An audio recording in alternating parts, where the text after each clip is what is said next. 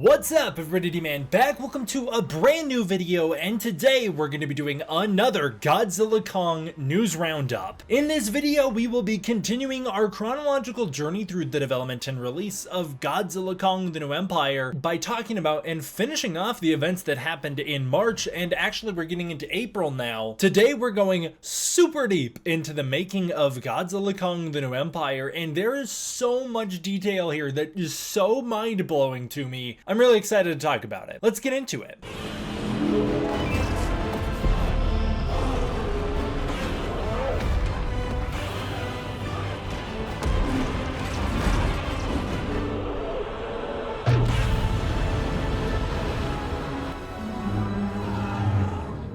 You asked, I'm here to answer, I'm listening. You guys for a long time have been asking for more Godzilla-thons. It's been years since my last Godzilla-thon, and I would love to do more. I've kind of mapped out the future of this channel a little bit, but I'll need your help to get there. Subscribe today, join D-Force now, because when we hit 101,954 subscribers, which really we're not that far away, I'll resurrect Godzilla-thon. I'm pretty excited to do that. So subscribe today, I'd really appreciate it. Alrighty, starting out with some artwork like always, this one, I love it. This first piece comes to us from Rat Boy Mickey, and this is exactly what I'm talking about right here. This is what we need. This is it. Godzilla, Kong, and Star King. That's right, baby. Star King. He is back in action. He's here to kick butt. This is what Godzilla Kong Supernova needs. Godzilla and Kong would never stand a chance against Star King. Star King would annihilate. He'd eat them for dinner, and there's nothing you could do about it. Skar fraud this. He's gonna jump through the screen and eat your family. But if you don't like your family, he'll eat whoever you do like. That's how menacing he is. He knows. I love this one. This is great. This next one comes to us from Gigan 1024896. This is their evolved Godzilla. I love it. He's so crazy. The anime art style is fantastic. Is that blood all over him? I'm not sure, but it is sick. I'm sure this artwork is a reference to something that I'm not picking up the reference. I think it's so dope. Sabertooth's revealed this. I think they make these as models, but these are 3D models that they've made that I think they make full real models out of, but they are so cool. Really incredible details. Look at that Godzilla 2014's tail. Looks so fantastic. Godzilla 2019 looks great as well, but this evolved Godzilla, it's such a small change. All they've done is essentially not colored him, and in my opinion, he looks so much better than the evolved Godzilla in the movie. I know that's not the point of this post. It's actually to hype up their upcoming Shimo model, which looks amazing based on this silhouette. The tail looks very much based on the concept art, but man, this Godzilla model up here, this is what I want Godzilla Evolved to look like in the next movie. Essentially just cover those big pink spines up back with the Godzilla hide, and I think it already dramatically improves the design. Sure, I could go for them being a slightly different color, and of course this Godzilla design needs its highlights, but on the whole, man, I really dig the design of Godzilla Evolved when it's colored right. I think that this coloration looks fantastic, and I would love to see Godzilla's spines heal back over in the next movie. That is what I want to see.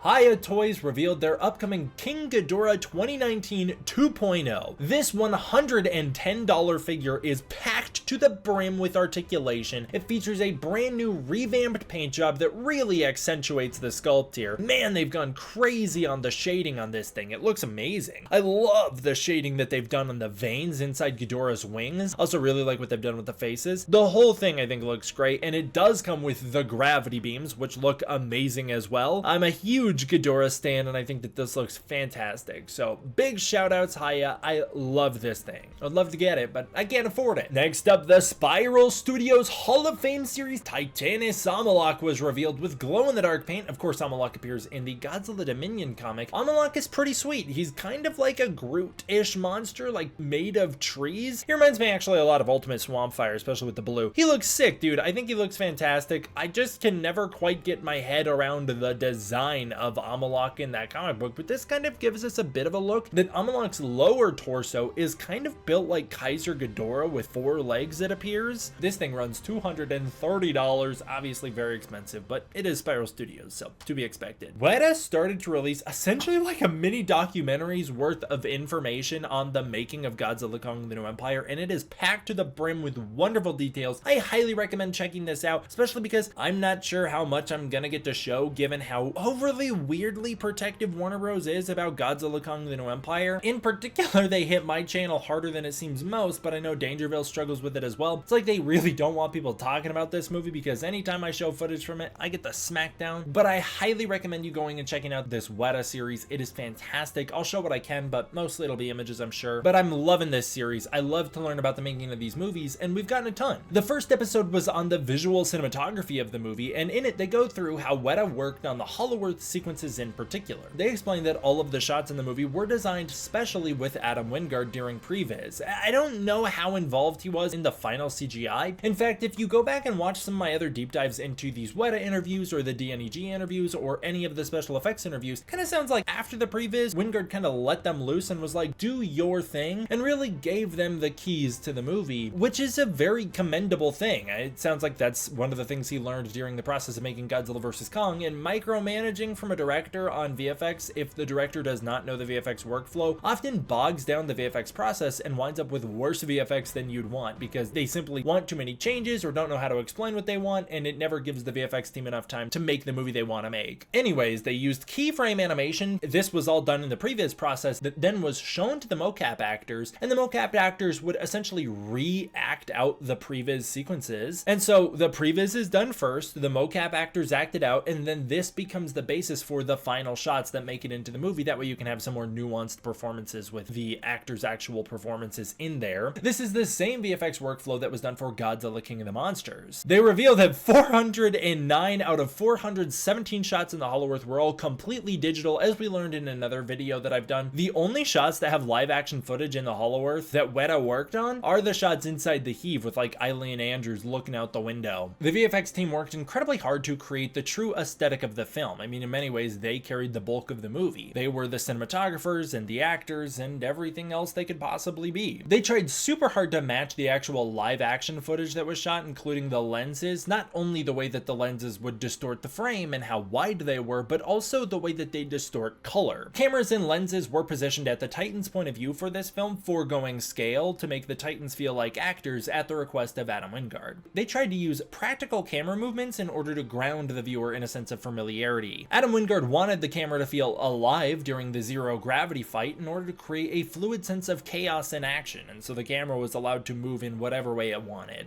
The next little snippet they did was on creating Skar King himself. I love some of their explanations here. This is a fantastic way to explain Skar King, but in this, they describe Skar King as having a nuanced balance of brutality and agility, and in order to achieve that, they did this through both keyframe animation and motion capture. Skar King's arms are said to be nearly the full length of his body. He was inspired by orangutans, which we already knew, but what I really liked is hearing that he's also inspired by spider monkeys and gibbons, as their arms are incredibly long, and I actually think that this makes a little more sense given the way he moves, which means Skar King in many ways is more monkey than ape. Alan Henry did the bulk of the motion capture for Skar King. The bone whip, they say, was mostly keyframe and simulation animation, but was super hard to work with. In fact, there's some stories, although not told here, of some of the VFX team feeling like they got to cheer when Godzilla broke the bone whip, as they supposedly hated animating the thing. They also worked with, and I love to see the BTS footage of it, actors with combat experience and acrobatic actors with gymnastic backgrounds for some of Skar King's movements. That is so badass. They also mocapped the zero gravity fight using a special bespoke rig that could rotate actors in the air. That's so awesome. I would think that you'd just kind of forego motion capture altogether for those sequences, as it's kind of a ridiculous thing to mocap, but I love the dedication to it. They actually had actors rotating on that rig. It is so awesome. They say that the apes had advanced muscle simulations underneath their skin so that they felt even more realistic. Artists also explained that they struggled to bring out the color between Skar King's red war paint and his already red fur. Personally, I think it would have been cooler if Skar King maybe had a different color war paint like Caesar from the Planet of the Apes, but that's just me. I love this description of Skar King, but they call him the Shadow Titan and say that Kong is the only one who can stop him from becoming the new king. I wish we got to hear that term, the Shadow Titan, used in canon in the movie, because that is awesome. That gives Skar King a real mystery and aura to him. That should have been set up in the last movie and GVK, and then we could have speculated about who the Shadow Titan is before it's revealed to be Skar King. That'd be great. The next featurette is on building the zero gravity battle. They call the area around the Iwi village the Malikan village? I don't know what that term is, but that's what they call it. They explain that the entirety of this fight happens in a cavern that is 55 kilometers or 34 miles long. Considering Manhattan is around 22 kilometers, this is 2.5 times the size of Manhattan, and that's just where the bulk of the action in this sequence takes place. Lots of the work that they did here went into adding vegetation and pyramids to the area, and they explained that the trees in the area are all between the 30 to 60 meter range, which means they stand between 98 and 196 feet. And so in a way, if you think about it, all the trees that the Titans are running around through, that's a bunch of Showa-sized kaiju. I mean, the kaiju in the Showa era typically were about 164 feet. So a lot of those trees are actually even bigger than the Showa Godzilla, which is insane to think about. This is crazy. The crystal pyramids in the center of Hollow Earth are 800 meters tall. That is 2,625 feet tall. That scale doesn't come across in the movie at all. I had no idea how big those things were. That's insane. That is 2 Burj Khalifas crashing into each other, dude.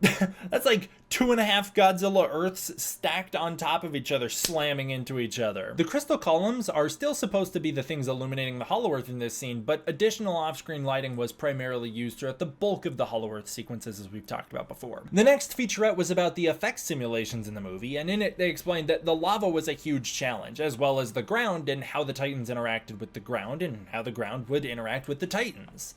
Shimo's environmental frost was also a big challenge. They explained Shimo's powers here, and they use some kind of interesting terminology. They explain her powers in the way they relate to the VFX process as being environmental frost, dry ice, atomic charge, atomic breath, and impact freeze. They explain that Shimo's crystals were very difficult to work with, and then they also state that Shimo's atomic breath required nearly 20 unique simulations. Does Shimo have atomic breath? Not the way that Godzilla does, but it's interesting to think that Shimo's beam might be powered the same way Godzilla's beam is. They're both atomic in nature. Actually, all of the Titans in the MonsterVerse are kind of atomic in nature. That's one thing that the MonsterVerse did that kind of took a specialty away from Godzilla as being the only atomic monster. All the MonsterVerse Titans feed off of radiation. They're all atomic in a way. King Kong in the MonsterVerse is an atomic monster if you really think about it. But I like the idea that Shimo has a nuclear charge inside of her, that she charges her spines the same way Godzilla does, that her atomic breath is similar to his. It's just that Godzilla's is a full, pure, concentrated beam of atomic energy, and she transforms hers into the frostbite breath, which is the canon name for it. To create water simulations, they explained that they actually had to scale down the water in order to match the way that the creatures move and are being filmed at. But in order to make up for the scale, they added advanced air simulations and mist simulations.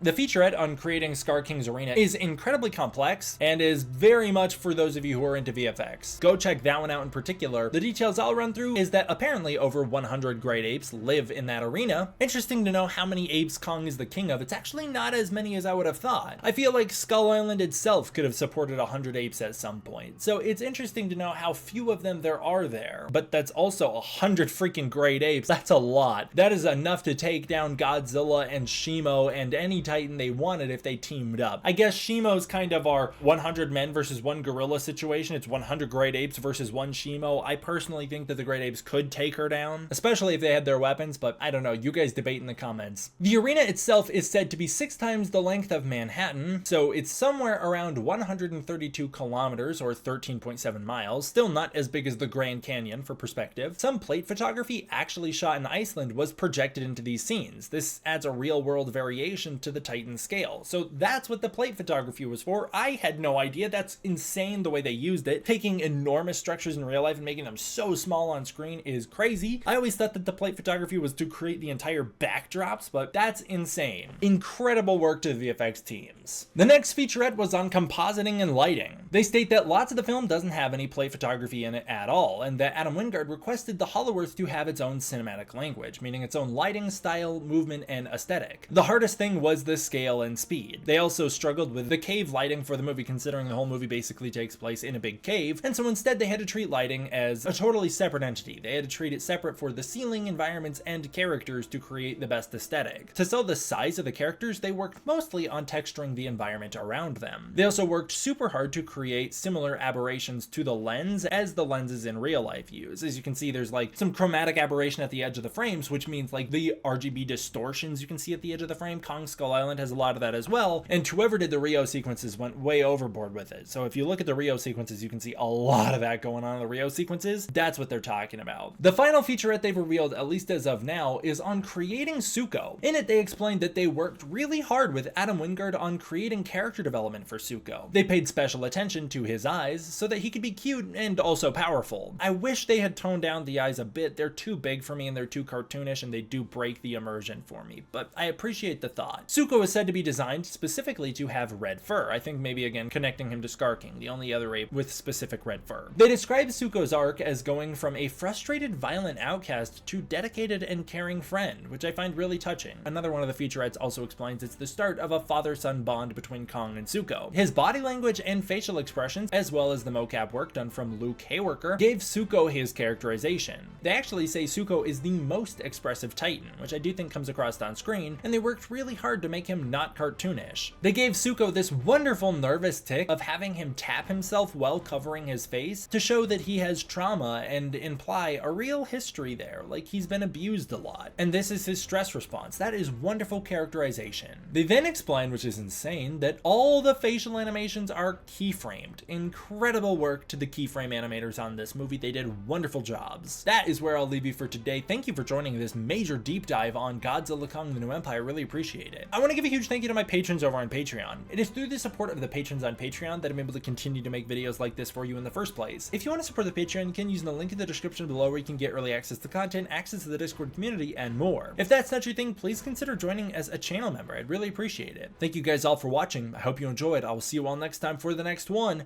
D-Man, out.